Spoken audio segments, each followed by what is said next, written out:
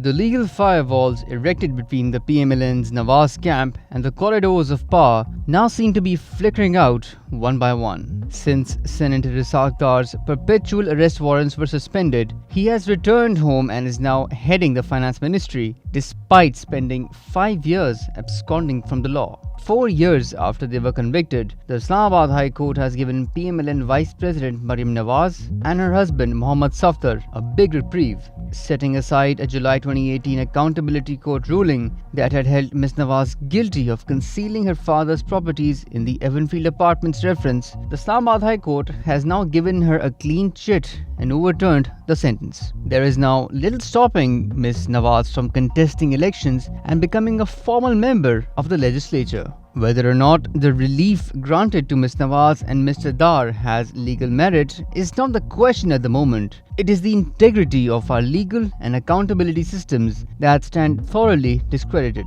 There are but two ways of looking at these developments. Either the cases never had enough in them for Ms. Nawaz and Mr. Dar to have faced the tribulations they did, or they are being dropped now as the times have changed along with the preferences of the powerful quarters. In either case, the law will not be able to easily shake off the pointing fingers of the public. Maryam's acquittal in the Avenfield reference is a slap in the face of the so-called accountability system that was employed to target the Sharif family, Prime Minister Shehbaz Sharif has said.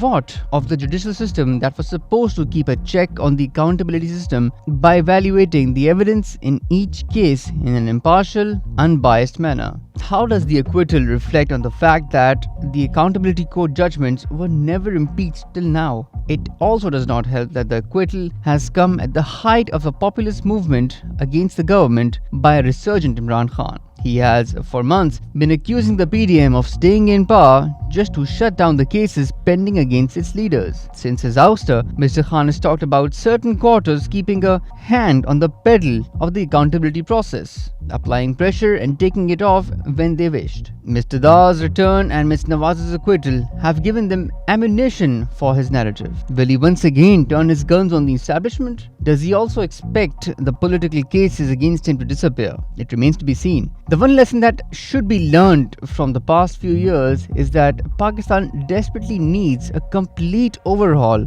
of its anti-corruption regime. Accountability cannot continue to be treated like a revolving door in which politicians can be shoved in or pulled out on a whim.